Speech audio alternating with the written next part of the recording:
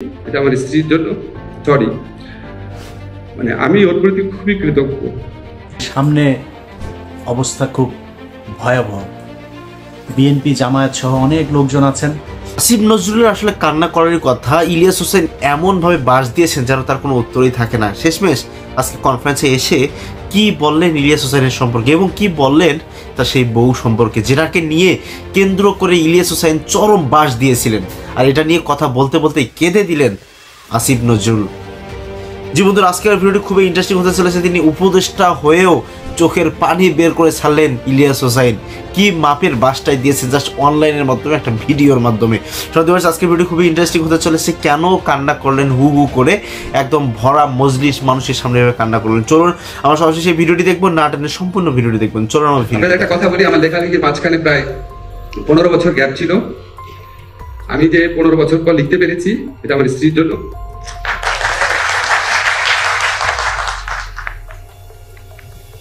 Sorry, মানে আমি ওর প্রতি খুবই কৃতজ্ঞ। সবার সামনে বললাম ধন্যবাদ।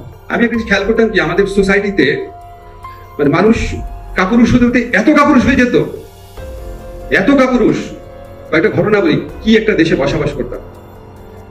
আমার দুঃখ লাগে, আমি আবারও বলছি, আমার ইউনিভার্সিটি লাইফে সবচেয়ে ঘনিষ্ঠ বন্ধু যে, সে একটা বড় সরকারি কর্মকর্তা হওয়ার পর সে আমার সবচেয়ে ঘনিষ্ঠ বন্ধু ছিল।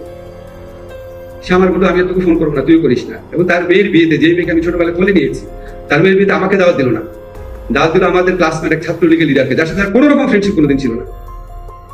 তা আমার কাছে মনে হতো, আমাকে যদি সেই বিয়েতে দাওয়াত দিত, এই জন্য কি তার চাকরি চলে যেত? আসলে তো যেত না, আসলে তো যেত না।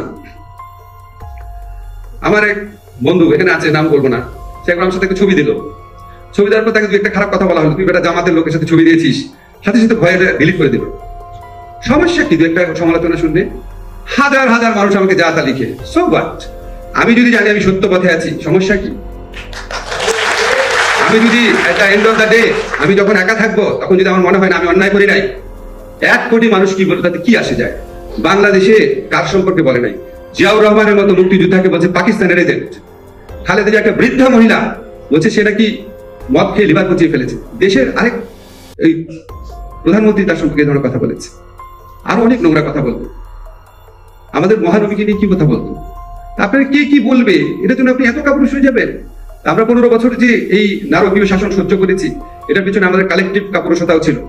আজকে রাশেদ একটা কথা বলেছে, আপনি দেখবেন ঢাকা ইউনিভার্সিটি কিছু কিছু শিক্ষক ছিল যে কোনো বিপদ আপদে আসতো, কিন্তু একটা খুব ইম্পর্টেন্ট কথা বলেছে, শিবির ট্যাগ লাগতে পারে এই ভয় থাকলে কেউ আসতো না, একমাত্র আমি আসতাম। আমাদের লাস্ট ঘটনাতে এমনকি শোনেন, আপনারা যারা এখানে শিবিরের আছেন বা যারা জামাতের আছেন, আপনাদের ঢাকা বিশ্ববিদ্যালয়ে যারা শিবিরের টিচার ছিল তারাও আসতো না, একজন আসতো না। ঢাকা বিশ্ববিদ্যালয়ে জামাত পন্থী হওয়ার কারণে যারা ভিসি হয়েছেন এখন, প্রত্যেকের তো নাম জানি, একজন আসতো না। এবং যখন আমাদের লাস্ট ঘটনা, রোজার মধ্যে কোরআন শরীফ পড়ানোর অপরাধে কতগুলা ছেলেকে টেনে নিয়ে পিটালো ছাত্রলীগ, আমার ঢাকা ইউনিভার্সিটি ল ডিপার্টমেন্টের ছাত্র, যখন ওরা দাঁড়িয়েছে আমি ওদের সাথে দাঁড়িয়েছি, I was the only teacher. Shifat, তুমি এখানে আছো? শিফাতটা ছিল সেখানে, আমি একমাত্র শিক্ষক ছিলাম। এত কষ্ট লেগেছে, আমার ডিপার্টমেন্টের ছেলেদেরকে পিটিয়েছে। ঢুকে দেখলাম টিচার্স লাউঞ্জে কয়েকজন গল্প করছে আমার টিচাররা। আমরা, তোমাদের লজ্জা লাগে না? তাদের মধ্যে একজন আবার শিবির করতো, খুব বড় পজিশনে আছে এখন, এই 5ই আগস্টের পর বড় পজিশন পেয়েছে। কেউ যেত না ভাই, সে বললেন না, সারা বাংলাদেশের অবস্থা ছিল, কেউ যেত না। এবং আপনি একটা জিনিস জানেন যে শিবিরের বিভিন্ন কারণে বা জঙ্গি বলছি তাদের জন্য আমি কথা বলতাম দেখে, আবার প্রগতিশীল শিক্ষকদের কেউ কেউ আমার সাথে কমফোর্টেবল ফিল করতো না। এই যে আমার কলিগ আছে আমিনুল, জানে, উনি এখানে আসবে, মানে আমি শিবিরের পক্ষে কথা বলি, কত খারাপ। এই জন্য আমার সমস্ত কিছু সম্পর্কে জানে, আমার জীবনযাপন সম্পর্কে জানে, তারপর আমার সাথে একটা মঞ্চ ভাগাভাগি করতে একটু দ্বিধাবোধ করতো। তো এগুলি কথা এই জন্য বললাম যে আমাদের তো ধরেন অনেক ধরনের সাফারিংস হতো। আজকে দেখবেন অনেকে বলবে যে উনার কেন কিছু না। ভাই, হয় নাই কি? রুমের মধ্যে আগুন দিয়েছে, রুমের মধ্যে তালা দিয়েছে, গুলি করবে মারবে বলেছে, রাষ্ট্রদ্রোহিতা মামলা দিয়েছে, ডিজিটাল সিকিউরিটি একটা মামলা দিয়েছে, যুদ্ধ অপরাধ আইনে মামলা দিয়েছে। ইউএনডিপি এডিবির কনসালটেন্ট ছিলাম, সমস্ত কনসালটেন্সি ক্যান্সেল করে দিয়েছে। 1.5 বছর অন্য একটা প্রাইভেট চাকরি পাওয়ার কি পরিমাণ আর্থিক অসুবিধায় গিয়েছি আমি জানি। সামাজিক সম্পর্ক নষ্ট করে দিয়েছে। ছোটবেলার বন্ধু তার বোনের বিয়েতে দাওয়াত দেওয়ার সাহস পায় নাই। আমার সবচেয়ে ঘনিষ্ঠ একজন ছাত্র, যেখানে সোভানি আছে, সোভানিদের ফ্রেন্ড, পৃথিবী একদিকে আমি একদিকে তার, হঠাৎ করে লন্ডনে যাওয়ার আগে আমার সাথে যোগাযোগ বন্ধ করে দিল। আমি হতবাক। আমি আমার স্ত্রীকে বললাম যে ও এটা করতে পারে, ফোনই ধরে না। পরে গিয়ে শুনলাম ওখানকার আওয়ামী লীগ তাকে বুঝেছে সার্ভিস দেশে তোমার বাসা থাকে, তোমার কিন্তু খবর আছে। লন্ডনে সমস্ত সামাজিক সম্পর্ক শেষ করে দিয়েছিল। এত নিষ্ঠুর নারকীয়, আমি জানি না যে আমরা কি পাপ করেছিলাম যে আমরা শেখ হাসিনার মতো একটা শাসক পেয়েছিলাম বাংলাদেশে। সমস্ত সামাজিক সম্পর্ক নষ্ট করে দিয়েছিল, মানুষ মানুষের সাথে স্বাভাবিক সম্পর্ক শেষ করে দিয়েছে। সেগুলির বিনিময়ে আজকে আমরা এই জায়গাটাতে আসছি, এটা আপনার খুব অলৌকিকই মনে হয়। একটা কথা শুধু বলে শেষ করি, আমার এই বইটা মানে সাহিত্য মূল্য কি বা কি হয়েছে কিছু আমি খুব বেশি বদার থাকি না। আমি যখন প্রথম নিষিদ্ধ কয়েকজন লিখি, তার আগে আমি একটা ইমদাদুল হক মিলন ভাইয়ের বই পড়ছিলাম, উনি অনেক জনপ্রিয় লেখক ছিলেন। ওখানে একটা ওই নিষিদ্ধ কয়েকজন ভূমিকাতে লেখা আছে, ওখানে একটা ছাত্র সন্ত্রাসের বর্ণনা ছিল, হকি স্টিক দিয়ে মাথার মধ্যে লাল ফিতা বেঁধে। তো আমার খুবই অবাক লাগলো, তখন কি হকি স্টিক আর লাল ফিতা দিয়ে মারামারি করে নাকি? তখন আপনার কাটা রাইফেল, তারপরে আপনার অ্যাস্ট্রা, বেরোটা, এই সমস্ত পিস্তল থাকতো ছাত্রদের হাতে। আমি খুব রাগ করে লিখলাম, এগুলো কি লিখে? এই রাগ আমার এখনো শেষ হয় নাই। এখনো আমি যখন উপন্যাস পড়ি অদ্ভুত লাগে, বলে 100 বছর আগে যে লোক মরে গেছে তার নিয়ে উপন্যাস লিখতেছে, মানে উদ্ভট সব বিষয়। একটা দেশে জ্বলে পুড়ে শেষ হয়ে যাচ্ছে, কেন আমি সাহিত্যে আনতে পারবো না? কেন আমার 100 বছর পর ওয়েট করতে হবে, 50 বছর পর ওয়েট করতে হবে? একটা উপন্যাসের একটা মিনিং তো থাকবে, একটা পারপাস তো থাকবে, একটা পারপাস তো থাকবে, শুধু বিনোদন দেওয়া তো পারপাস না। আপনি খেয়াল করে দেখেন, আমি যে উপন্যাসে লিখেছি ওই সময়কাল, ওই সময়টা আমার মনে হয় আমাদের যে সাহিত্য চর্চা, এখানে এই জিনিসটা একটু খুব বেশি মনোযোগ দেওয়া দরকার। যে সাহিত্য একটা খুব বড় প্রোটেস্টের জায়গা হতে পারে। আমাদের কবিতা অনেক প্রোটেস্ট, কবিতার মধ্যে দিয়ে অনেক প্রোটেস্ট হয়েছে, সাহিত্যের মধ্যে দিয়ে প্রোটেস্টটা আমার কাছে মনে হয় কম হয়েছে। আমার পড়াশোনা কম আছে, বাট আমার কাছে মনে হয়েছে অনেস্টলি আমরা এই সাহিত্য চর্চা, গল্প, উপন্যাসের মধ্যে দিয়ে আমাদের প্রতিবাদটা জারি রাখতে পারি, এটা আমাদের করা উচিত। আর আন্দালিব রাশিদি ভাই, উনি অনেক কথা বললো করে, উনি আমার খুব প্রিয় লেখক। আমি ছোটবেলায় ইত্তেফাকে ওনার গল্প পড়তাম, আন্দালিব রাশিদির নামটা খুব পছন্দ হতো, খুবই পছন্দ হতো। পরে দেখলাম আন্দালিব রাশিদি বাংলাদেশের ইতিহাসে ওয়ান অফ দ্য বেস্ট আমলা, এবং বাংলাদেশে আমাদের যত মানুষ আছে দেখেছি তাদের মধ্যে one of the most honest person, most honest person. দেখেন আজকে উনাকে নিয়েও কত অদ্ভুত কথা শুনেছেন। উনি কোথায় থাকে জানেন? উনি বসিলায় থাকে। উনি বাংলাদেশ সরকারের সবচেয়ে জ্যেষ্ঠ একজন সচিব, সবচেয়ে জ্যেষ্ঠ সচিব। আমি এটা বললাম, বলতে বাধ্য হলাম আর কি। মানে ওনার মতো মানুষ হয় কি সব কথা বলে দেখেন। তো এটা মনে হয় কি আমরা কি ওই ত্যাগের রাজনীতি থেকে বেরোয় আসছি? আমরা কি এখন আবু বকর রয়ে গেছি না অনেকে? এখন আমরা আবু বকর না, এখন কি আমরা ট্যাগ দেই না? আওয়ামী লীগকে যেই কারণে ঘৃণা করতাম, ত্যাগের রাজনীতি দিয়ে মানুষকে ভিক্টিমাইজ করা, সেটাকে আমরা এখনো করে চলছি না? আমার কাছে শুধু একটাই কাছে মাঝে মাঝে মনে হয়, মাঝে মাঝে দুঃখ লাগে, মনে হয় কি যেই নিষ্ঠুরতা, নারকীয়তা, মিথ্যাচার, ত্যাগের রাজনীতি, অশ্লীলতা, যে বৈষম্য, যেগুলির বিরুদ্ধে দাঁড়িয়েছি, সেগুলির থেকে আমাদের অনেক বেটার হইতে হবে না? না হলে এই যে আমাদের ছাত্ররা, তরুণরা মারা গেল, এত মানুষ অঙ্গহানি হলো, তাদের প্রতি চরম অশ্রদ্ধা হবে না? আমরা যদি আওয়ামী লীগ আমলের চেয়ে অনেক বেটার একটা বাংলাদেশ না করতে পারি, তাহলে এই জুলাই গণ অভ্যুত্থান ব্যর্থ হয়ে যাবে, এটা আমাদের মনে রাখতে হবে। আমার কথা শেষ করছি, একটা কথা আপনাদের বলি। আমাকে নাজিমুদ্দিন একটা অসাধারণ কথা বলেছে যে আমি যদি লেখালেখি করতাম খুব ভালো হতো। এই লাইনটা আমার খুবই পছন্দ হয়েছে। আপনি বলেছে আমি কবিতার প্রকৃতির অংশটা ভালো মতো লিখেছি।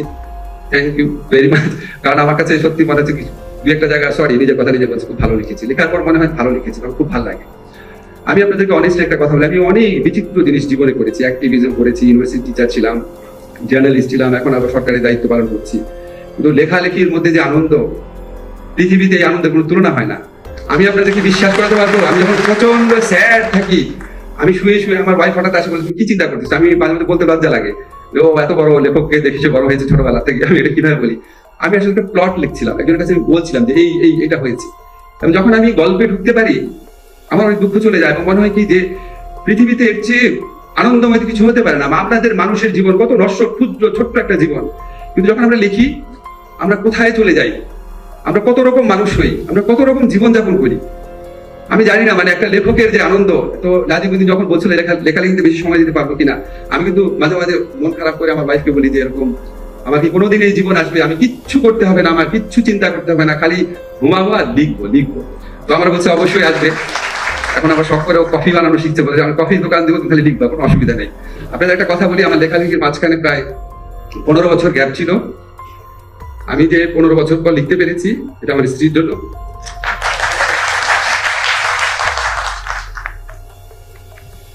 সরি, মানে আমি ওর প্রতি খুবই কৃতজ্ঞ। সবাই সামনে বললাম, ধন্যবাদ। হ্যাঁ আল্লাহ, আমার খালি আমি যদি কোনোদিন কোনো মন্ত্রণালয় বা কোনো দেশ পরিচালনার দায়িত্ব পেতাম, আমি জানি না আমি চেঞ্জ হবো নাকি ভবিষ্যতে, বা যদি পেতাম, জীবন দিয়ে কাজ করতাম খালি মানুষের হৃদয় জয় করার জন্য। মানুষের হৃদয় জয় করা মানে আল্লাহর হৃদয় জয় করা। আসসালামু আলাইকুম। 2021 সালে আসিফ নজরুলের পোস্ট 2024 সালে এসে ভুলে গিয়েছেন। একদিন আগে জানিয়ে দিয়েছেন মিডিয়ার হত্যাকাণ্ড নিয়ে কোনো কমিশন হচ্ছে না। 2 দিন আগে আমার সব শেষ ইউটিউবের যে ভিডিও সেখানে বলেছিলাম এবং চ্যালেঞ্জ দিয়ে বলেছিলাম যে মিডিয়ার হত্যাকাণ্ড নিয়ে কোনো কমিশন হচ্ছে না। আমি আগে জানলাম কিভাবে? যারা জানিয়েছে তারাই জানিয়েছে যে সামনে অবস্থা খুব ভয়াবহ। বিএনপি জামায়াত সহ অনেক লোকজন আছেন, তাদের কিছু কিছু লোকজন মুখ পুষা ফেলেন। ইলিয়াস ভাই হলো গিয়ে আমাদের শত্রু। ইলিয়াস ভাই মনে হয় নতুন কিছু বোধহয় চায়। আমরা নতুন কিছু চাই না, আমরা এই দেশে নির্বাচিত সরকারই চাই। এই সরকারের কাছে আমাদের কিছু চাওয়া ছিল, সেই চাওয়াগুলো পূরণ যে হবে না সেটা কবে জানলাম?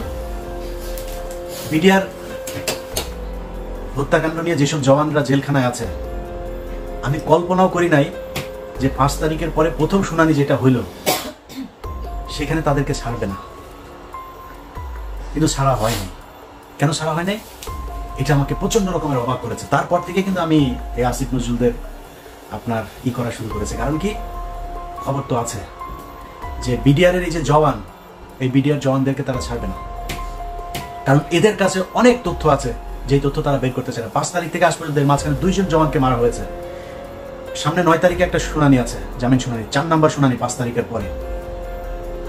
3টা শুনানির ভেতরে যে ছাত্র নেতারা আছেন, সমন্বয়করা, তাদেরকেও আমি বলেছি যে ওদের শুনানির দিন যাবেন। সব শেষ শুনানিতেও তাদেরকে খুব অনুরোধ করেছিলাম যাবেন, কেউ যায় নাই, কোনো মিডিয়াও যায় না। তাদেরকে না করে দেওয়া হয় এইসব বেশি আলোচনায় না আনতে। 9 তারিখে আরেকটা আছে, আমি প্রথম যেদিন দেখলাম যে এরা কেউ যায় না, সব শেষ তাদেরকে অনুরোধ করলাম, হাসনাত সহ সবাইকে অনুরোধ করলাম যে ভাই একটু যায় ওদের এটার ব্যাপারে, ওরা এখানে পরিবারগুলো থাকবে। সেই পরিবারগুলো দেশের বিভিন্ন জায়গা থেকে আসলো, কেউ গেল না। জামিন হয় না, একটার পর 3টা শুনানি গেল, 4 নম্বর শুনানি। বিডিআর হত্যাকাণ্ডের বিচার যদি হয় তাহলে এই দেশে অনেক কিছু পরিষ্কার হয়ে যাবে। এই কারণে বিডিআর হত্যাকাণ্ড নিয়ে তারা বিচার করবে না। আপনাদের মনে আছে বিএনপির পিন্টু ভাইকে জেলখানায় স্বাভাবিক মৃত্যু হয়নি, তাকে মেরে ফেলা হয়েছে। কারণ পিন্টু ভাইকে যদি বাঁচিয়ে রাখতো তাহলে পিলখানা হত্যাকাণ্ড নিয়ে অনেক ঘটনা বের হয়ে যেত। এই কারণে তাকে মারা হয়েছে। এখন এই যে বিডিআরের যারা সৈনিক আছে, আমি এটা আমার কাছে কেউ কিছু বলে না, কিন্তু আমার ধারণা, ধরেন সব শেষ এখানে যে এই শুনানির পরের যে মাঝখানে যে সময়টা, এই সময়ের ভেতরে তারা একটা পরিকল্পনা করতে হবে। যেহেতু এটা নিয়ে অনেক আলোচনা হচ্ছে, আমরা এখান থেকে কয়েকজন সৈনিক ছাড়বো, সবাইকে ছাড়বো না, কান কেটে ফেলে দেবো যদি সৈনিকদের সবাইকে ছাড়ে। আরেকটা চ্যালেঞ্জ দিলাম, জান ভিডিও রেখে দিলাম, তো ভিডিওটা রেখে দেন। 9 তারিখ, জানুয়ারি 9 তারিখের পরে তারপরে এটা নিয়ে আপনারা চ্যালেঞ্জ আমার এটা গ্রহণ করবেন। তো এদেরকে ছাড়া হবে না। প্রথম ঘটনার পর থেকে বুঝলাম যে না, আমরা তো আসলে বিজয় উদযাপন করলাম, এত নাচাগানা করলাম, এই সরকার তো আসলে আমাদের সরকার না। এদের ভেতরে ডক্টর মোহাম্মদ ইউনূসকে সামনে রেখে সব ভেজাল চিটা সব এটার ভেতরে ঢুকিয়ে দেওয়া হয়েছে। ইন্ডিয়ান পুরো সেকেন্ড লেয়ারের যা আছে সব এই জায়গায় বসানো। ডক্টর মোহাম্মদ ইউনূস চাইলেও কিছু করতে পারে না। এখন ডক্টর মোহাম্মদ ইউনূসের সামনে রাস্তা একটাই আছে, উনি যে কোনো দিন শুনবেন যে উনি চলে গিয়েছে দেশ থেকে।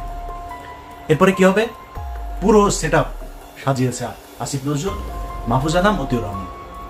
সব জায়গায় বিএনপির কিছু লোকজন আছেন, তাদের খুব মনে হয়, আমার নিয়ে মনে হয় খুব কষ্ট কিছু, মানে আমি ঢালাওভাবে বিএনপি জামাতকে নিয়ে ঢালাওভাবে কথা বলার মতো স্পর্ধা আমি দেখাইতে পারবো না। এই দলের মানুষ আমাকে প্রচন্ড ভালোবাসেন, আমাকে প্রচন্ড শ্রদ্ধা করেন, তাদের নিজেদের মানুষ মনে করেন। তারা ধান খেতে ঘুমিয়েছেন, তাদের অনেক মানুষ হত্যার শিকার হয়েছে। এই সব শেষ আন্দোলনেও 95% মানুষ জামাত এবং এই বিএনপির লোকজন মারা গিয়েছেন, শহীদ হয়েছেন যারা।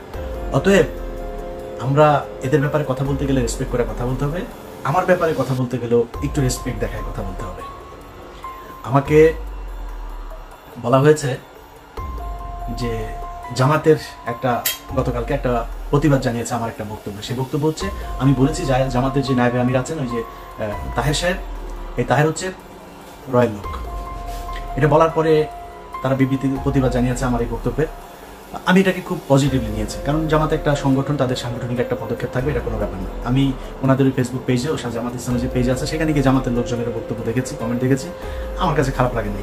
ওনারা মানে খুবই বন্ধুসুলভ আচরণ করেছেন। তবে জামাতের কাছে আমার অনুরোধ থাকবে, যে অভিযোগটা আমি শুনেছি, এটা তো আমার নিজের বানানো না, এটা আপনাদের ভেতর থেকে আমাকে জানিয়েছে। তার বাড়িতে নইমুল ইসলাম খান, তার বাড়িতে ছিল ইনামুল ইসলাম খান, তার বাড়িতে ছিল, এবং আবু তাহের সাহেব তাকে পালাতে সহযোগিতা করেছেন। এই ছাড়াও জামাতের আরো অনেকজনের ব্যাপারে ইস্যু আছে। শামা ওবায়েদ বিএনপির সব তথ্য ভারতে পাচার করে। শামা ওবায়েদের সাথে এখনো শেখ হাসিনার কথা হয়। বিএনপিকে বলে রাখলাম, আপনারা সাবধান থাকবেন। আমি যদি নাকি কোনো কথা বলি, ওই কথা বিএনপি বা জামাতের ক্ষতি করার জন্য না। জামাত ইসলাম যেটা করেছে, বিবৃতি দিয়েছে, কোনো সমস্যা নেই। আমি আমার কথা বলেছি, আমার এটা রেসপেক্ট রেখে বলছি, এটা নিয়ে তদন্ত করবেন। যদি আসলে কোনো কিছু পাওয়া না যায়, আমি তাহের কাছে আবার ক্ষমা চেয়ে নেব। তো এই যে বিএনপি জামাতের লোকজন, ওনারা কিছু কিছু লোকজন যে মনে করেন যে আসিফ নজরুল হচ্ছে তাদের লোক, তাদেরকে বলবো তারেক রহমানের বক্তব্য শোনেন। তারেক রহমান আপনার মনে হয় এমনিতেই বলে যে সামনে নির্বাচনটা কঠিন নির্বাচন? এমনিতেই বলেন যে আপনারা মনে করবেন না যে আমরা ক্ষমতায় চলে এসেছে? এগুলো এমনি বলে না, কিন্তু তারেক রহমান খবরগুলো জানে যে তারেক রহমানকে মাইনাস করার জন্য কত ষড়যন্ত্র চলছে, এবং সেইটার পার্ট হচ্ছে এই আসিফ নজরুল, রেজওয়ানা বন্যা, আরেকটা আছে ওদের সাথে ওয়াহিদ মাহমুদ, তো নামটা ভুল করছে কিনা জানি না। এরা এই গং গত সপ্তাহে আসিফ এই ডক্টর মোহাম্মদ ইউনুস তিনি বলেছেন যে 25-এর মাঝামাঝি বা শেষের দিকে আমরা একটা নির্বাচনের দিকে করি। তিনারা যাবেন না, তিনাদের কথা 26-এর শেষে গিয়ে আমরা করবো, চিন্তা করবো। এর মাঝখানে সেট শেষ হয়ে যাবে, সব শেষ। বিএনপির ভাইদেরকে বলতে চাই, সব শেষ। দুদকের একজন চেয়ারম্যান আপনাদের দলের ক্যান্ডিডেট ছিল, সে বিএনপি করে না, খুব সৎ মানুষ। বিএনপির ওই চয়েসটা ভয়ঙ্কর রকমের খুবই সুন্দর একটা ছিল। এই আমার জীবনে আমি যত মানুষ সম্পর্কে জানি, একজন মানুষ হিসাবে জানতে পারি, এই বিচারক মোতাহার হোসেন তাদের মধ্যে একজন সৎ মানুষ। এই মানুষটাকে হইতে দেয় নাই আসিফ নজরুল, এই রেজওয়ানা বন্যা, ওয়াহিদ মাহমুদেরা হইতে দেয় নাই। ইভেন ডক্টর মোহাম্মদ ইউনুসও চেয়েছিল হোক, তাকে হইতে দেওয়া হয়নি। অতএব বিএনপির লোকজন খুব সাবধানে কথা বলেন। আমাদের মির্জা আব্বাস ভাই বললো যে করবে, বিদেশে কিছু লোকজন বসা খায় দেয়া কাম পায় না, ইউটিউবে কথাবার্তা বলে। মির্জা আব্বাস ভাই এই কথাটার জন্য কোনো এক জায়গায় সরি বলে দেন। তার একদিন আগে সম্ভবত পিনাকিদা তার ব্যাপারে একটু কথা বলছিল, এই জন্য তিনি এটা ভুলে ফেলেন। 6 মাস হয় নাই ভাই এখনো। 6 মাস আগে আপনাদের পক্ষে কথা বলার মতো আমরা ছাড়া কেউ ছিল না। আবার পরে 6 মাস পরে না আবার সেরকম পরিস্থিতি আসে কিনা, ইউ নেভার নো। সো খুব সাবধানে একটু কথা বলতে হবে। হ্যাঁ, আমরা আপনাদেরকে যদি কোনো কথা বলে থাকি তাহলে সেটা মনে রাখবেন, আপনাদের ভালোর জন্যই বলছি। এত মুখ পুষে ফেলা উচিত না। সো তারেক রহমান যে কথাগুলো বলছে, ভেতরে কি হচ্ছে, ঈদের পরেই এই সরকারের বিরুদ্ধে জামাত এবং বিএনপিকে মিলেমিশে আন্দোলনে নামতে হয় কিনা একটু অপেক্ষা করেন। এই যে শাহেদ আলম এখন এত কথাবার্তা বলছে না, শাহেদ আলম কিন্তু এমনিতে আমার বিরুদ্ধে লাগে। শাহেদ আলম জানে না ওর জীবনেও কি কি 2 নাম্বারই করেছে। ও যে বিয়েটা করেছে, এই বিয়েটা একটা থানার ভেতরে বিয়ে হয়েছে। আশুলিয়াতে 2 জন এই গাড়ির ভেতরে করছিল, ওইখান থেকে পাবলিক ধরে আপনার একটু টানা হেঁচড়া করলো, এরপরে পুলিশ আসলে এসে তারপর ধরে নিয়ে গেল, পাবলিক ওর বিয়ে করাতে হবে। এবং একই সময় তার আরেকজনের সাথে সম্পর্ক ছিল, তার সাথে তার বিয়ে হওয়ার কথা, বিয়ের কথাবার্তাও চলছিল পারিবারিকভাবে। এই মেয়ে যখন ওই মেয়ের যখন শুনে টুনে তারপরে আসার পরে এই মনে বললো যে আমাকে বিয়ে করতে হবে। এই পাবলিক পুলিশ মিলে এর সাথে বিয়ে দিয়ে দিয়েছে। চ্যালেঞ্জ করেন, আমি থানার নাম টাম সবকিছু বলে দেবো, ওই ওসিকে খোঁজার চেষ্টা করতেছি। এই হচ্ছে শাহেদ আলম। আরো অনেক কিছু আছে, কিন্তু আমার সাথে কেন লাগলো জানেন? বিশাল বড় স্বার্থগত একটা দ্বন্দ্ব এই জায়গায়। কি দ্বন্দ্ব? শাহেদ আলমের আসিফ নজরুলকে দিয়ে যে ধান্দাবাজি সে করছে, এই ধান্দাবাজি তো সে বিএনপি আসলে করতে পারবে না। কারণ এ তো যে ভিডিও তো আমাদের কাছে আছে যে তারেক রহমান লন্ডনে থাকে, সেটা নিয়ে সে জানে না। তারেক রহমান কে সে চিনিই না। তো আমরা জানি একজন যিনি চেয়ারপারসন তিনি জেলে আছেন, ভারপ্রাপ্ত যিনি চেয়ারপারসন, কিংবা উনি কি মহাসচিব নাকি লন্ডনে জেলে আছেন না? এখন ভারপ্রাপ্ত চেয়ারপারসন শাহেদ আলম চেষ্টা করছে এই সরকারকে যতদিন রাখা যায় এবং আসিফ নজরুলকে যতদিন রাখা যায়। আসিফ নজরুলের এই দেশে গিয়ে এবার ধান্দাবাজি করে আসছে কিছু, এখনো চলতেছে, এখানে বসেই তদবির বাণিজ্য চলছে। আসিফ নজরুল না থাকলে এটা করে দিবে কে? এই কারণে এখানে তো কোটি কোটি ভাই, শত শত কোটি টাকার খেলা। তো এখানে একটারে মানে করে জামিন করে দিতে পারলেই তো শত কোটি টাকা দেওয়ার লোকজন আছে, তার চেয়ে 1000 কোটি টাকা দেওয়ার লোক আছে এখন জেলখানায় যারা আছে। এদের মধ্যে এরকম নাম ধরে আপনাদের বলতে পারবো কয়েকজন আছে, এদের 1000 কোটি টাকা দিয়ে যদি জামিন করে দেয় তারা করতে রাজি। আমার কাছেও অফার আছে। তো এই বিষয়গুলো কিন্তু এখানে হচ্ছে, যে কারণে শাহেদ আলম এখন আমাকে নিয়ে নেকেট হয়ে তারপরে নেমেছে। শাহেদ আলম, আমি তোমার আগেও বলেছি, এখনো বলছি, তুমি বাবা এই যে বিরিয়ানির দোকানে 1000 টাকা করে নিছো, তুমি এত বড় একজন লোক, আমি উবার চালাই, এটা নিয়ে তোমার এত কষ্ট, তোমার মতো এত হাই লেভেলের একজন লোক, তুমি বিরিয়ানির দোকানে যা 1000 টাকা নিলা, এটা কেমন ধরনের হয় শাহেদ আলম? তুমি এখন এই লোকের আবার আইনা ভিডিও বানায় তুমি ছাড়ছো, ওই লোকটা আমার ওইখানে বক্তব্য দিয়ে দিয়েছে তুমি তার এলাকার লোক বউ নিয়ে আসছিলা, খাইতে পাইতা না, সাহায্য করেছে। এবং সেই সাহায্যটা কোত্থেকে করেছে? সাংবাদিকদের যে ভিক্ষা দেয় না খলিল ভাই এখানে অনেক সাংবাদিকরা ভিক্ষা দেয়, ওই ভিক্ষার হ্যাঁ, ফুল রেকর্ড শুনবা। সো বেশি পাকনামি করতে চায় না, নিজের নিচে পরিষ্কার না করে তারপরে কথা বলে লাভ না। আমার নিয়ে খেলবা, আমার নিয়ে খেলতে আসো। আমি ইলিয়াস, আমার নিয়ে বহু খেলাধুলা হয়েছে। শুনে এখানে যখন আসছি না, পুলিশ আসছে বাসায়, আমার নিয়ে এখানকার দূতাবাস থেকে শুরু করে আওয়ামী লীগের সবাই মিলে লাগছে আমার নামে। এমন কোনো ইসলামী টেরোরিস্ট থেকে শুরু করে সব খালি 2-3টা কথা বলে আমার নিয়ে পুলিশের কি কি ছিল, ইনভেস্টিগেশন ছিল না। আমার বাসায় আসছে আন্ডার কভার, এসে তারপরে জিজ্ঞেস করেছে আমি রিলিজিয়নে বিশ্বাস করি কিনা। আমি এদের উত্তর দিচ্ছি একদম, আমি বলছি I strongly believe in god. আমি নামাজ পড়ি কিনা, কোন মসজিদে যাই, কত অফেন যাই মসজিদে, হ্যাঁ, কোন মসজিদে যাই, এই কোশ্চেন। আরো কি কি এগুলি বানানো টানানোর এগুলির কথা বলেছে, আমি নাকি কি বানাইতেন, এগুলি অভিযোগ করছে। তো অফিসাররা আমি শেষ পর্যন্ত যা বললাম, অফিসার আমার ইউটিউব চ্যানেলটা একটু দেখলো যে তুমি এরকম মেয়েদের নিয়ে নাকি তুমি বাজে কথা বলছো, এই সেই। তখন আমি বললাম হ্যাঁ, সাংবাদিক মেয়েরা আমার নিয়ে উল্টাপাল্টা কথা বলছে। কে সে? আমি বলছি যে একটা টেলিভিশন, বেসরকারি টেলিভিশনের সাংবাদিক বাংলাদেশে, তারা আমার নিয়ে ক্রিটিসাইজ করে, আই ক্রিটিসাইজ দেম ব্যাক, এগুলি বলছি, সবই তারা জানাই দিচ্ছে। আমি বললাম ওকে আমার কার্ড দিচ্ছে, কার্ড দিয়ে বললো যে কল মি, আমি 24/7 অ্যাভেলেবেল, তোমার যখন ইচ্ছা করবে। এরকম আরো অনেক তদন্ত হয়েছে ইলিয়াস নিয়ে। আমার গ্রিন কার্ড পাওয়ার কথা আরো অন্তত 5 বছর আগে, সেই গ্রিন কার্ড আমার কেসে অ্যাপ্রুভ হয়েছে আজ থেকে 1.5 মাস আগে। সো গ্রিন কার্ড আরো কয়দিন লাগবে জানি না, কিন্তু এই গ্রিন কার্ড পাইতে পারতাম বহু আগে। যখন এখানে 2016 সালে আসছি না, সেই 16 সালে শাহেদ আলম, তুমি যেরকম 2 নাম্বারই ভণ্ডামি করে এখানে কাগজ নিছো না, ইলিয়াস চাইলে 16 সালে ওই ভণ্ডামি করতে পারতো।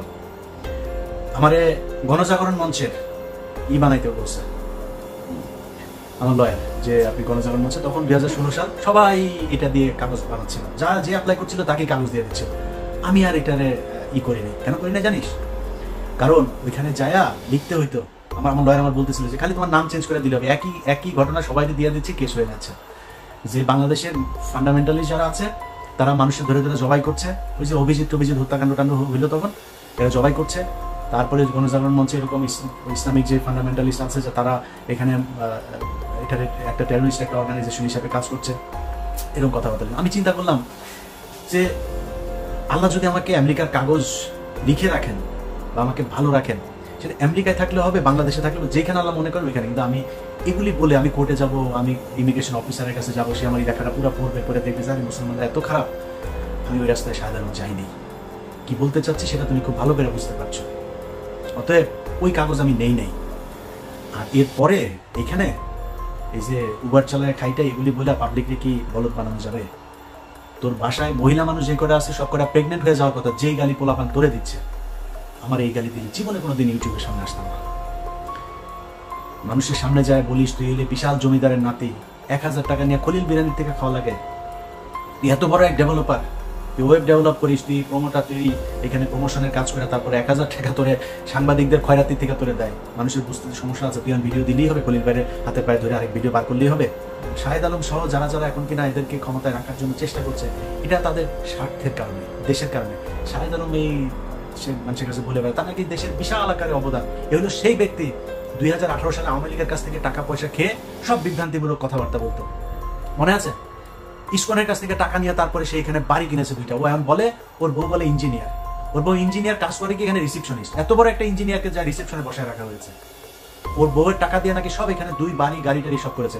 আমি ওপেন ডিক্লেয়ার দিয়ে গেলাম, চ্যালেঞ্জ করে গেলাম, শাহেদ আলম তোর সাথে যে কোনো ফোরামে তোর চ্যানেলে আমি বসতে চাই, আমি আমার ট্যাক্স ফাইল থেকে শুরু করে আমি আমার স্বচ্ছতা নিয়ে আসবার। তোর বউ ইঞ্জিনিয়ার একটা আছে না, তোর বউ ইঞ্জিনিয়ার কোন জায়গায় ইঞ্জিনিয়ারি করে তারপরে এই তোর বাড়ি 2টা করে দিল, ট্যাক্স ফাইল দেখা। এই দেশে তোর বউর মতো এত বিশাল বিশাল বড় একজন নাসার ইঞ্জিনিয়ারে তো তুই করতে পারবি না, তাই না? টাকা ছাড়া তো ক্যাশে তো আর টাকা দেয় না, তাই না? চেকের মাধ্যমে টাকা দিয়েছে। সো চেক আছে, চেক দেখাস, কান কেটে ফেলবো। এখন তোর বাপ আসিফ নজরুলের কাছ থেকে আরো ধান্দাবাজি করে আরো বাড়ি করার চিন্তা ভাবনা করছিস। সো এসব টাকা পয়সা তো বের হয়ে যাবে একসময়। সম্মান আর টাকা পয়সা সব একসাথে পাওয়া যায় না।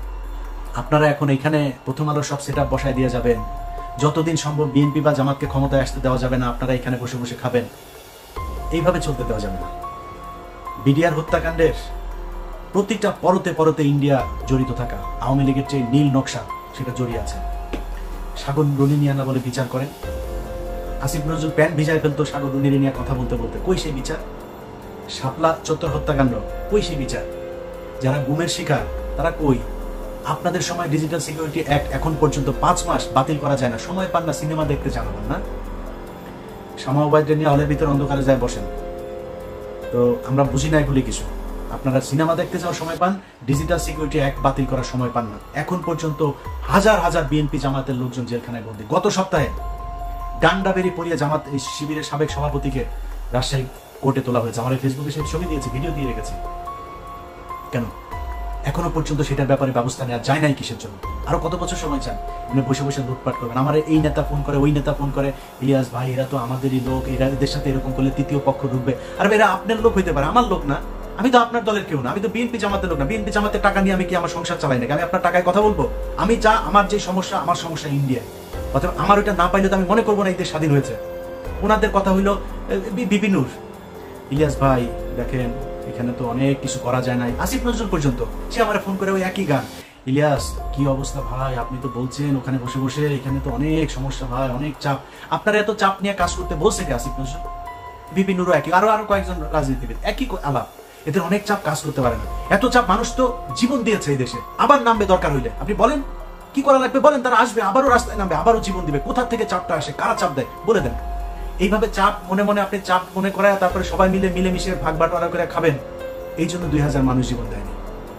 অতএব যারা মনে করেন যে আসিফ নজরুল তাদের তৃতীয় পক্ষ, সারা অন্য কিছু, আসিফ নজরুল রায় তৃতীয় পক্ষ। তারাই আপনাদেরকে বিএনপি এবং জামায়াতকে মাইনাস করার জন্য আপনারা মনে করছেন বিএনপির কিছু লোকজনের এই সুবিধা, কি সুবিধা দিয়েছে? গরুর হাট, মাঠ আর ঘাট, এগুলো আপনারা এখন দখল করে খাচ্ছেন, তাই না? তো এটা খেয়েই খুশি। আর কিছু মামলা বাণিজ্য, তদবির বাণিজ্য টাণিজ্য হচ্ছে ওই জায়গায়, এইসব 2 নাম্বারই কিছু কাজ, আর কিছু জায়গায় চাঁদাবাজিও হচ্ছে। এগুলো করে বিএনপি জামাত খুশি। কিন্তু এইটা চিন্তা করেন নাই যে আপনাদেরকে দিয়ে এগুলো করিয়ে তারপরে তারা সারা দেশে বোঝানোর চেষ্টা করছে বিএনপি বিশাল চাঁদাবাজ একটা দল, জামাত ইসলাম বিশাল চাঁদাবাজ একটা দল, এরা হচ্ছে গিয়ে এই আওয়ামী লীগের লোকজনকে তারা দিচ্ছে। এই মিডিয়া, সেই মিডিয়া যারা কিনা আপনাদের কথা বলেন, আপনাদের নাম তারেক রহমানের বক্তব্য চালায় না এরা। তারেক রহমানের নাম বলার আগে তাকে খাম্বা টাম্বা এগুলো বলে কথা বলতো, মনে নাই? এই মিডিয়া সেই মিডিয়া একটাও চেঞ্জ করে নাই, সব ওই জায়গাতেই আছে, শুধু সময়ের অপেক্ষায় আছে। সব সেট আপ ঠিক হইলে এই যে চিন্তা করছেন না, সবকিছু চেঞ্জ হয়ে যাবে। এই যে গোয়েন্দা সংস্থা, আপনার কি মনে হয়? মানব জমি নিউজ করেছে, দেখেছেন গত পরশুদিন কি বলেছে তারা? যে ভারতের পররাষ্ট্র সচিব বাংলাদেশে এসে 1 ঘন্টা কোনো হিসাব ছিল না। এই 1 ঘন্টা তিনি কোথায় ছিলেন? সে 1 ঘন্টা মানব জমি বলেছে সে সেনাপ্রধানের সাথে ছিল। কেন? ডক্টর ইউনুসকে বাইপাস করে সেনাপ্রধানের সাথে পররাষ্ট্র সচিবের এই বৈঠক কে করিয়ে দিয়েছে? এটা খুঁজে বের করতে হবে। যারা মনে করছেন তৃতীয় পক্ষ, দিন যত যাবে তত বিএনপি এবং জামায়াতের জন্য এই দেশ কঠিন হয়ে দাঁড়াবে। যারা মনে করেন যে না, ওদেরকে আরো সময় দেওয়া উচিত, ইলিয়াস ভাই এখন এত এইসব নিয়ে কথা বলার দরকার নাই। আচ্ছা ধরেন দুর্নীতি দমন কমিশন সব শেষ, যেটা বিএনপি চেয়েছিল একজনকে বসতে দেয়নি। পুলিশের ভেতরে আপনি দেখেন ডিএমপি কমিশনার, আইজিপি, কেন বাইরে থেকে আনতে হবে? কেন পুলিশের ভেতরে ডেডিকেটেড ছিল না, ডিপ র্যাঙ্ক অফিসার ছিল না? যারা কিনা মনে করেন যে একজন এসপি আছে, ডিআইজি আছে, তারা কি প্রমোশন দিয়ে উঠানো যেত না? বাইরে থেকে কেন আনতে হইলো? যারা কিনা প্রথম আলোতে কলাম লিখতো, কেন এখানে কেউ ছিল না? বিষয়টা খুব পরিষ্কার ভাবে সাদা চোখে দেখতে হবে যে আসিফ নজরুল হঠাৎ করে 3 তারিখে বিশাল আকারে রাস্তায় নেমে একদম ছাত্রদের সাথে হাতে হাত দিয়ে তারপর রাস্তায় নেমে গেল। এই ফারুকি টারুকিরা হঠাৎ করে রাস্তায় চলে আসলো। কোনো কিছুই এমনিতে হয় না। এগুলো সবগুলোর পেছনে কারণ আছে। এরা কেন এসেছে, কেন এদের সাথে মিলেছে, কিভাবে এরা সরকারে চলে আসলো, কিভাবে উপদেষ্টা হয়ে যাচ্ছে, এগুলো সব হিসেব মেলাইতে হবে। সো বিএনপির যেসব নেতারা আপনার ওই সময় মতো গিয়ে তারপরে আপনাদের সামনে বলবে যে হায় হায় কি করলো ইলিয়াস, আগে যা বলেছিল সেটাই তো ঠিক হইলো, তাদের কিন্তু সমস্যা হবে না। সমস্যা হবে কার জানেন? সমস্যা হবে খালেদা জিয়ার, সমস্যা হবে তারেক রহমানের, সমস্যা হবে আপনারা যারা ধান খেতে কিছুদিন আগে ঘুমাইতেন তাদের। একই রকম জামাতের নেতাদের উপরে আবারও চরম, এই যে ডাক্তার শফিকুর রহমান থেকে শুরু করে ডাক্তার শফিকুল ইসলাম মাসুদ, যারা যারা আছে, কি টর্চার, কি নির্যাতন নিজেকে সহ্য করতে। এখন পর্যন্ত এটিএম আজহার ভাই কেন জেলখানায়? গোলাম পারওয়ার কি কষ্ট সহ্য করেছে, মানে জামিন হয়েছে, জামিন হওয়ার পরে আবার ঢুকিয়ে রেখেছে, পুরো সময়টাই জেলখানায়। কিন্তু কিছু নেতা যাদেরকে নিয়ে আমরা কথা বলি, তাহের মিয়ার তো কিছু হয় নাই, তাহের মিয়ার খুব বেশি কষ্ট সহ্য করা লাগে। এগুলো একটু হিসাব মিলাইতে হবে যে কাদের সাথে এদেরই ছিল। ডক্টর আসিফ নজরুল ঢাকা বিশ্ববিদ্যালয়ের মতো জায়গায় থাকে, ছাত্রলীগ গিয়েও তারা একদিন একটা গুঁতা দেয়নি। কারা তাদেরকে মেসেজ দিয়ে রেখেছে যে আসিফ নজরুলকে কিছু বলা যাবে না, একদিন জেলখানায় যাইতে হইলো না, এত বড় বড় কথাবার্তা বললো। আমি এটা নিয়ে ঘাটাঘাটি করতে চাই না। কথা হইল যে দেশ স্বাধীন হয়েছে, এখন আমাদের হাতে সময় আছে। আমরা এই সাগররুনি হত্যাকাণ্ড বলেন, শাপলা চত্বরের হত্যাকাণ্ড বলেন, গুম, যারা এখন পর্যন্ত জেলখানায় আছে, বিডিআর এর জওয়ান, বিডিআর এর অফিসার যাদেরকে হত্যা করা হয়েছে সেটার বিচার, এই সবগুলোর বিচার হইতে হবে। 21শে আগস্ট থেকে শুরু করে উদিচি, ছায়ানট, যেখানে যেখানে বোমা হামলা হয়েছে এগুলোর বিচার হইতে হবে। শুধু বিএনপির লোকজনকে আপনি এখান থেকে মামলা থেকে অব্যাহতি দিবেন না, এটার তদন্ত হইতে হবে কারা করেছে। তারেক রহমান করে নাই, লুৎফুজ্জামান বাবর করে, তাহলে করেছে কারা? এদের ভেতরে একটা বিশাল আকারের আপনি সবটা যদি চিন্তা করেন না, দেখবেন ইন্ডিয়ার জায়গাগুলোতে হাত দেওয়া হচ্ছে। আপনি দেখেন মিডিয়ার জওয়ান তাদেরকে ছাড়া হচ্ছে, লুৎফুজ্জামান বাবর, গিয়াসউদ্দিন আল মামুনকে কিন্তু ছেড়ে দেওয়া হয়েছে, লুৎফুজ্জামান বাবরকে ছাড়া হচ্ছে। ডিজিএফ এর আপনার সাবেক যেই কর্মকর্তা রেজাকুল হায়দারকে ছাড়া হচ্ছে না, কিন্তু আব্দুর রহিম ওনাকে কিন্তু মেরে ফেলা হয়েছে। এইভাবে যারা যারা এখন পর্যন্ত এদের বিপক্ষে, যাদেরকে দিয়ে ইন্ডিয়ার এইসব জিনিস সব বের হয়ে যাবে, তাদেরকে দেখবেন আস্তে আস্তে মেরে ফেলা হচ্ছে। রাস্তাঘাটেও দেখবেন এখন অনেক দুর্ঘটনায় মানুষ মারা যাচ্ছে। এগুলো এইভাবে খুব সুপরিকল্পিতভাবে তারা তাদের জায়গাগুলো পরিষ্কার করছে, খালি দেখছে যে কারা আমাদের বিপক্ষে, তারপরে তারা ঠিকই আবার ছবল দেবে। যাই হোক দর্শক, আপনাদেরকে আমার শেষ যে বক্তব্য সেটা আমি আপনাদের জানাইতে চাই। নিজেকে আসলে মাঝে মধ্যে খুব অসহায় মনে হয়, যে মনে হচ্ছে কিনা আমরাই কি করছি কিনা, আমরা কি ভুল পথে হাঁটছি কিনা, এটা নিয়েও না চিন্তা করি। তো চিন্তা করে পাই না আসলে, মানে এত মানুষ, এত বিশাল একটা দেশ, ভাই এত বড় একটা ঘটনার পরে কারো কি ইচ্ছা করে না যে না দেশটা আসলে একটু ভালো কিছু হোক? সব মনে হচ্ছে তারা ক্ষমতায় এসে কিছু টাকা পয়সা লুটপাট করবে, সেই আওয়ামী লীগের মতো একইভাবে চলবে দেশ। এই দেশের জন্য কি করলেন রে ভাই? জিনিসপত্রের দাম থেকে শুরু করে কোনো জায়গায় কার্যকর কোনো পদক্ষেপ নাই, তারা সিনেমা দেখতে যায়। এইভাবে দেশই করার জন্য এতগুলি মানুষ মারা গেল। তো আপনাদের কাছে অনুরোধ ভাই, এগুলি দেখলে খারাপ লাগে, যদি এইসব সব ছায়া দিয়ে যদি চুপ থাকতে পারতাম তাহলে অনেক ভালো থাকতাম। সবাই ভালো থাকেন, আল্লাহ হাফেজ। দর্শক, ইলিয়াস হোসেন কখনো ভুল কোনো তথ্য দেন না, তিনি কিন্তু সঠিক তথ্যগুলোই দেন। আর এটাই যেন মানুষেরা সয় না, এবং যার সম্পর্কে তিনি কথা বলতে শুরু করেন তার কিন্তু পায়ের জামা গরম করে দেন। সদিবার্স, এবারও ব্যতিক্রম কিছুই না, সেটাই করেছেন এবং তার প্রেক্ষিতে তিনি এই উত্তরগুলো দেন। সদিবার্স, আসিফ নজরুলের মন্তব্য অর্থাৎ তার বক্তব্য অনুযায়ী আপনাদের মন্তব্য কি অবশ্যই আমাদের কর্মসূচি জানিয়ে দিন। আজকের ভিডিওটি এ পর্যন্তই। যদি আপনি চ্যানেলে আমার নতুন দর্শক হয়ে থাকেন তাহলে অবশ্যই চ্যানেলটিকে সাবস্ক্রাইব করবেন। আল্লাহ হাফেজ।